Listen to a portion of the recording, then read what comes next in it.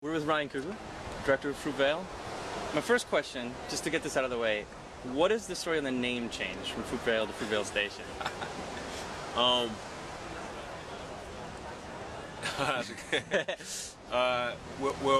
I mean, it was. I mean, like, when our whole goal was to get the film out and seen by as many people as possible. Mm-hmm. And when we got distribution, you know what I mean, when the Weinstein Company acquired us, we looked at it as a collaborative effort. You know, mm-hmm. They took ownership of the film like in the most positive way that any filmmaker could have hoped for. Right. And we you know, it was concerns expressed about Fruitvale being something that was a little ambiguous to a lot of people. For me, it wasn't. You know, I'm being from the Bay Area and knowing what Fruitvale is, what that means. Right. It had a certain weight. But in terms of scope and opening it up, you know, and not only just domestically but internationally, we thought that adding that extra specificity would help it. Yeah, sort of identify it more with that situation. Exactly. One of the, I mean, first I have to say congrats on all of the film festivals, all the achievements, all the awards. That means a lot. Yeah, I mean, I wanted to ask, when I saw the film, it left such an impact on me that the first thought I had is, how can this film be seen by so many people? Like, how can we, like you're saying, how can we get it out there? How can we make sure they see it? And the question I have for you is, what is your ultimate hopes for the impact that it will have, and how does that, you know, how are you planning the release pattern to make sure that it gets that kind of impact? I mean, my ultimate goal in terms of making it was I had a lot of goals, you know, but the biggest thing is that people would see it and it would spark positive discussion, that it would spark something in people to make them want to improve their personal relationships in their lives. Not just the big picture thing of urban violence and of right. people being killed unnecessarily and unjustly, you know, in the fact that in our country, the people that get killed on the streets, you know what I mean, by other young African Americans, by other members of their society, and by people that are paid to protect them, you know, by police officers, you know, mm-hmm. happen to look a certain way almost all the time. Mm-hmm. And I wanted to explore like why that is and why people can see that and be okay with it, mm-hmm. you know. And I had an idea that, you know, when you see the news and you hear about 300 people dying in a tsunami, you know, waves across the world, you see that and you say, oh man, that's tough. But you don't even think about it that much. You're able to go on with your day. Right. I think that same thing happens when you open up the paper and you see that another, you know, African American male was killed, you know what I mean, by a police officer, by another African American in a drive-by, you know what I mean? You see that, and the problem there is that you don't see them as human beings. You know what I mean? You kind of see them as these statistics or these shadows that you know. But when you get news about somebody that you know, that you're in close proximity with, that you spend time with, and it's just one person and that you love. Mm-hmm. You know, you hear that something's happened to them, or that you lost them, or that they're sick, or that they're hurt. It devastates you. Right. You know, and I wanted to know why that is. You know what I mean? Why is there a difference? You know what I mean? When a human life is a human life. So I wanted to give the film, give the viewers of the film that experience of knowing somebody like Oscar. You know what I mean? Mm-hmm. Getting to know them, their goods and their bads, but spending time with them, mm-hmm. And then having them taken away from you like this to know that feeling. You know what I mean? And for them to never look at a newspaper article that was like that the same way again. Yeah. You know. Is it just a matter of then making sure as many people can see it? Because I think that's what I felt at the end of it. Like I said earlier, was just that as long as people can see it, because your film is so good, and because what you've showed is exactly what you said, the humanity in it, that's what I think people will pick up on the most, and that's where you have achieved perfection in creating this character. Man, I wouldn't say perfection, but I mean, we worked hard at it, you know. I think that I mean, in any filmmaker, you know what I mean. Once people see their films, but absolutely, right. Man. Like for me, it was getting the story, told. You know, a lot of people don't know about this story and about the situation. You know, so to spread word about that, and to let people watch it who will become there are people who will be in situations that Oscar was in with right. law enforcement to know what happened to Oscar, and people who will grow up and become police officers right. that have never spent time in neighborhoods with Oscar, but they'll have to deal with characters that are like Oscar, you know, on a daily basis. Right. For them to see this and see that, man, these guys are human too, could possibly influence their actions in a situation in the future, you know. Right, right. In relation to that, and this isn't something that I'm concerned about, but a concern I've heard is that the accuracy of the character of Oscar has come into question. And not that I know him and I can't say that, but I guess what I'm asking is, how much did you guys work with his family and friends to make sure that his portrayal was accurate, both in terms of what you said, the good and the bad? Right, we worked with them. I worked with them a lot, you know, and because I mean, that was where the research started for me. Was getting to the people that knew him the most and building the script from that. And it is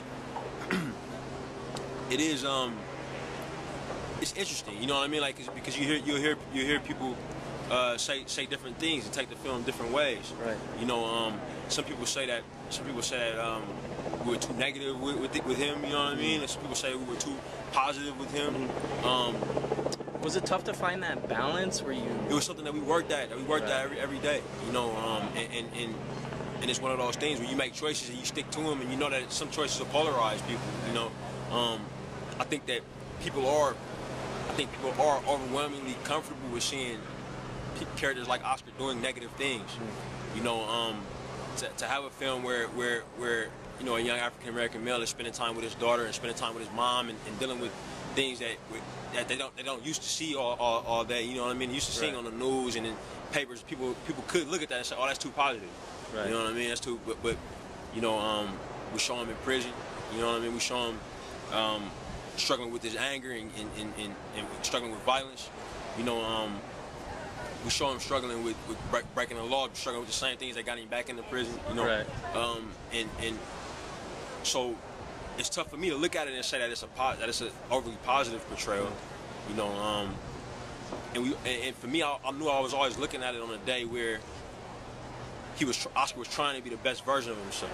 You know, because I know that was something that he was dealing with on that day. It being New Year's Eve, you know, and it being his mom's birthday, and it being his first New Year's Eve since he's been incarcerated. You know, so and that's what I always thought was ironic about the film, was looking at somebody on a day where they're being optimistic. You know what I mean? Where they're trying to and he doesn't have a whole lot of success on that day. You know what I mean? But when they're trying to take steps towards the future, would he have continued on that path had he not been killed? I'm not sure. You know, everybody has good days and bad days. Right. No matter what you're struggling with. You know what I mean? Like some alcoholics, man, might have a day where they you know, throw all their alcohol out. You know what I mean? They don't drink for a day. You know, and does that mean they won't drink the next day?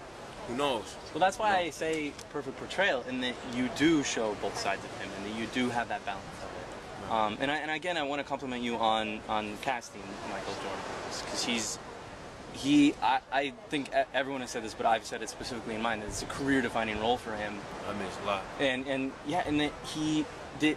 It was so important for you guys to find the person that could embody exactly what you're talking about, but not take it too far, and to let the nuances play, and he does that so well. Can you talk about finding him and what the process was? Yeah, well, Mike he's an incredibly talented actor, man, and I knew in writing the film that I want to be authentic as possible, you know, and in the Bay Area, you know, we all know what Oscar looks like. You know, his face is kind of burned into our minds.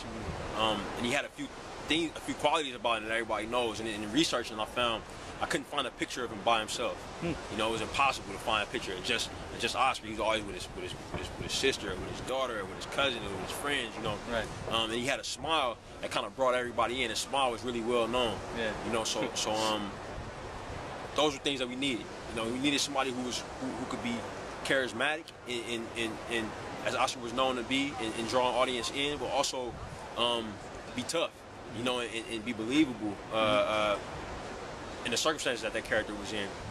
And I needed an actor with talent that could carry he would be on the film 98% of the movie, you know. So it was really, when I checked all those boxes, it was really only Mike that could do it, you know. and looking at the actor being around the same age and having, you know, and so. And it was awesome for me as a filmmaker because he hadn't had a full lead role yet. Right. So I thought that was incredibly exciting to be able to bring that to him and be able to give him something that he could really sink his teeth into as an actor. Right. So bringing Mike on was a no-brainer for me, and when we met, you know, we really hit it off. Yeah, well, that's why I say about career defining, that you found that kind of person to take that on, and I think he does it well. And I don't hate to, but I love to keep complimenting you because there's so much I love about the film, but the cinematography as well. And correct me if I'm wrong, but did you actually shoot at the real Fruitvale Station? We did. And just the way you captured the Bay Area and all of that just not only felt accurate, obviously, but enhanced the mood and the feel of it in a way where it was real and allowed you to completely understand the character and the story and what was going on. And I want to compliment you on that, but also just sort of ask about the process of shooting in the Bay Area and making sure you found those real locations. Right. Oh yeah, it was very important to me being from the Bay Area, and for me, and it was always starting from a point of inside out. Like if it feels right to me, it's specific enough to me, then it can be universal. You know, I kind of had that theory about films. So I watch a lot of international cinema, and I'm not well traveled. You know, I've been very few places internationally, all for film festivals. But you know, like one of my favorite films from last year was A Separation. It was an Iranian film. I've never been to Tehran. Right. You know, but it was so specific that through its specificity, it becomes universal. You know what I mean? Like you understand the relationships, you understand the vibe. You know what I mean? Even though it's a whole other place that you've never been. Right. And I felt like the filmmaker's being true to what he knows, and through that truth comes the universality. And in our film, a big thing was that characters like Oscar, you know, are products of their environment. You know what I mean? Like you know, he was a product of where he was from and the places that he'd been, and the institutional environment specifically had a profound effect on him. Right. So every institutional environment that we had in the script, you know, I wanted to make sure we got into those real places. You know, come to hospital, prison, train stations are most important. They're paramount. You know, the trains themselves. You know, the supermarket. These places where he moved in these institutional structures. You know, they had an effect on him as a person. And on this day, a very negative effect on him in certain situations. Right. You know, and certain memories that he has. And I think that shooting in the real places was just, you know, it felt real for the actors, it felt real for the crew. And even though we had crazy time constraints that came with it, you know, it gave us the right energy, you know? Right, I understand. Well, I guess the last thing I want to ask, what's next for you? In that, I'm sure you've had a lot of offers and sort of contacts since Sundance, but, and I know it's probably too early to talk about anything you know, sign on to or looking into, but as a film lover, that's my next thing. Is I'm like, I love this film. I can't wait to see what you do next. What is that going to be? Where do you see yourself going from here? I write a lot. You know, there's a few things that I've been writing. I'm looking into trying to see if anybody's crazy enough to let me make make another. I'm sure movie. they will be after this. But for right now, I'm not exactly sure what'll be first. You know, I just want to make sure that it's something that's close to my heart. You know what I mean? That's important to me. Yeah. You know. Cool. Well, thank you and good luck. And thanks so much. I was just pushing it. I hope I was helpful. Yeah.